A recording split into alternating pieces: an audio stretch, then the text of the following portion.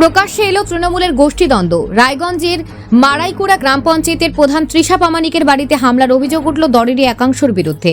স্থানীয় সূত্রে জানা গিয়েছে, বৃহস্পতিবার ভোররাতে একদল যুবক প্রধানের বাড়িতে ঢুকে ইট পাটকেল ছোড়ে, জানালার কাচ ভেঙে ফেলে এবং অকথ্য ভাষায় গালিগালাজ করে। আতঙ্কিত হয়ে পড়েন পরিবারের সদস্যরা। খবর পেয়ে পুলিশ এসে তৃণমূল ছাত্র পরিষদের সদস্য তনয় শর্মাকে আটক করে। এদিকে ঘটনার খবর পেয়ে প্রধানের বাড়িতে আসেন তৃণমূলের সদস্য বিশ্বনাথ দাসের ছেলে পার্থ দাস। তাকে ঘিরে শুরু হয় বিতর্ক। প্রধানের স্বামী যুব তৃণমূল নেতা কুশল প্রামাণিকের দাবি, পার্থ দাসের নেতৃত্বে হামলা হয়েছে, তবে পার্থই অভিযোগ অস্বীকার করেন। ঘটনার পর এলাকায় চাঞ্চল্য ছড়িয়ে পড়ে। তৃণমূল ছাত্র পরিষদের জেলা সভাপতি রন্ত দাস জানিয়েছেন, যারা হামলা চালিয়েছেন তারা দলের কেউ নয়। পুলিশ তদন্ত শুরু করেছে। Bureau report, news prime Times.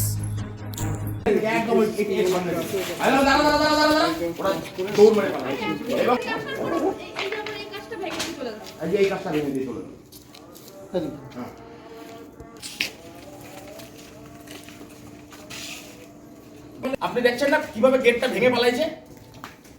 জুতা রেখে গেছে, জুতাটা সিজ করেন তো, শেষ দেখবো। দিদি, আপনার নাম? আমার নাম তৃষা প্রামাণিক রায়।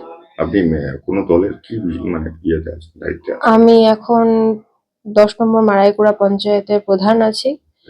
আর কি হয়েছে ঘটনা? আজকে রাত্রি বলবো না, ভোর বলবো, কটার সময়? 4টা থেকে 4:15টার মধ্যে অনেক জোরে বোমের আওয়াজ পাই প্রথমে। তারপরে কেউ বা কাহারা বড় বড় ইট নিয়ে, মানে আমাদের যেহেতু কাচের বাউন্ডারি, সে কাচের জানালার মধ্যে ক্রমশ হিট করতে থাকে, মানে পাথর ছড়ে। গুলিরও আওয়াজ পেয়েছি আমি, আর বোমের আওয়াজ তো প্রথমেই পেয়েছি। তারপর থেকে পাথর ছুটতে শুরু করে, মানে এত পাথরের, মানে বৃষ্টির মতো, পুরো পাথর, ইট পাথরের বৃষ্টির মতো ছুড়ে যায়। তারপর আমাদের এখন কে বা কারা করেছে সে তো একজনকে তো আমরা দেখতেই পেয়েছি, তাদের নামগুলো হচ্ছে। এটা কি বলাটা ঠিক হবে? না, মনে হয় না বলাটা ঠিক হবে। কে বা কারা করে বলে আপনার মনে হচ্ছে? এখানে কিছু দুষ্কৃতী এখন মনে হচ্ছে যে তৈরি হয়ে গেছে, তারা এই কাজটা করেছে। আর প্রথমত তারা নিশ্চয়ই কোনো রকমের নিজেদের শত্রুতা দেখাতে গিয়ে এই কাজটা করেছে। পুলিশের ভূমিকা কেমন? পুলিশের ভূমিকা, আমরা সঙ্গে সঙ্গে পুলিশকে ফোন করেছি, কিন্তু ওনারা আসতে বা বুঝতে হয়তো সময় লাগিয়েছে, কিন্তু আমরা আশা রাখছিলাম যে পুলিশ আরো তাড়াতাড়ি একটু সক্রিয় হয়ে আসবে। আপনি একজন এলাকার জনপ্রতিনিধি, প্লাস আপনি একজন শাসক দলের নেতা তৃণমূলের বাড়ি, সেখানে কি আপনি নিরাপত্তা নেই? তাহলে সাধারণ মানুষরা কোথায় নিরাপত্তা নেই? কি বলবেন? এটা নিয়ে সত্যিই ভাবার বিষয় আছে। যেখানে আমরা জনপ্রতিনিধিরা বা আমরা শাসক দলের জনপ্রতিনিধিরা নিজেদেরকে নিরাপত্তা এখন আধারে দেখছি না, সেখানে সাধারণ জনগণের তো অবশ্যই সমস্যা আছে। তা আমি একটাই প্রশাসনের কাছে আজকে অনুরোধ জানাবো যে এই জিনিসগুলো ভালো মতো খুঁটিয়ে দেখা, যে দোষী তাকে প্রাপ্য শাস্তি দেওয়া, যাতে পরবর্তীতে এরকম কেউ কিছু ঘটনা ঘটানোর আগে যেন অন্তত পক্ষে একবার ভেবে দেখে। প্রথম আতঙ্ক যে এরকম জিনিস হওয়াটাই অস্বাভাবিক ব্যাপার। আজকে আমরা স্বাধীন দেশে বসবাস করি, আমরা স্বাধীন। সেখানে আমাদের কারো বাড়িতে হামলা হবে বা কোনো দুষ্কৃতী হামলা, আমরা যেখানে রায়গঞ্জের দুষ্কৃতী হামলা প্রায় নাই বলতে গেলে নাইয়ের কাছাকাছি, এখন এখানে কোনো রকম দুষ্কৃতী হামলা দেখা যায় না সচরাচর। মানে কি কারণে হতে পারে, আপনার কোনো ধারণা রয়েছে? এইটা আমার মনে হয় রাজনৈতিক দিকেরই কোনো রকমের শত্রুতা। না, আগে কখনো এরকম সমস্যা ফেস করিনি আমি, এটাই প্রথম।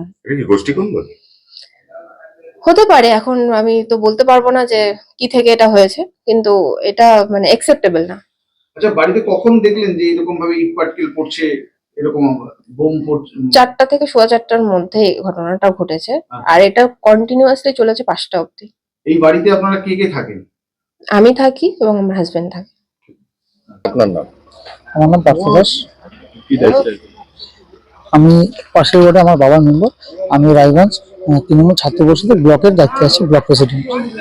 কি হলো এখানে?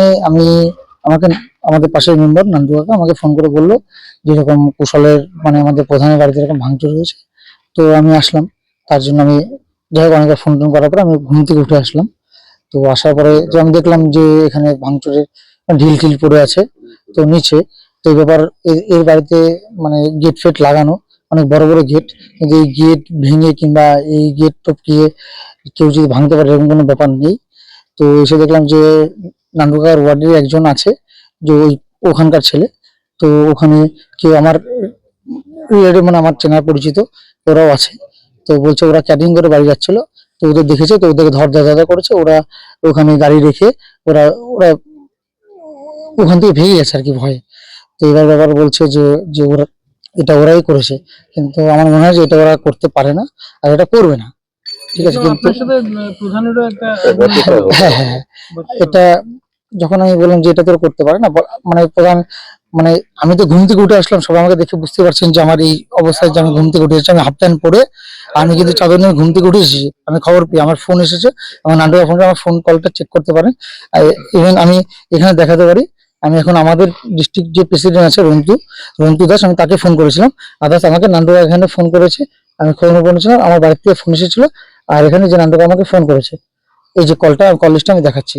প্রধান সাহেব যে ওই কুশলবাবু যাদের তিনজনের কথা বলছেন, এ তো আপনাদের দলেরই লোক। আমাদের দলের লোক, আমাদের তৃণমূলের এমন ইভেন যাদের কথা বলছে ওরা তৃণমূল ছাত্র পরিষদের হচ্ছে অঞ্চলের দায়িত্বও রয়েছে। তো ওরা এই কাজটা করতে, ওরা ক্যাটারিং ফ্যাটারিং করে, ঠিক আছে। তো মানে সবাই খেটে খাওয়া মানুষ, গোষ্ঠীকন্দল মনে হচ্ছে। না এরকম কোনো ব্যাপার নেই। ওর মনে হয়েছে ওরা যেহেতু এত রাতে এটা ক্যাটারিং করে রাত্রি 3টা সাড়ে 3টার দিকে সবাই বাড়িতে যায়, তো ওরা ক্যাটারিং করে যাচ্ছে, ওর মনে হয়েছে হয়তো ওরা করেছে, সেই পরিপ্রেক্ষিতে বলেছে। তো সেটা আমি ওর সাথে কথা বলে নিচ্ছি, এমন কোনো ব্যাপার নেই যে এটা ওই হবে, কিন্তু ওরা এটা করতে পারে না। গুলি বোমা চলেছে বলে অভিযোগ। না ছি এরকম কোনো এটা অসুবিধা, এটা যদি আমাদের প্রধান সাহেব বলে যায় গুলি বোমা চলেছে, তাহলে মানে এতে মানে লজ্জাজনক আর এতে ভিত্তিহীন এরকম ঘটনা ঘটতে পারে না, কোনো সময় এটা হতে পারে না। একটা পাড়ার লোক বেরিয়েছে, একটা পাড়ার লোক আসেনি, শুধু আমরা রয়েছি, গুলার লোক থাকবে, একটা পাড়ার লোক আসেনি।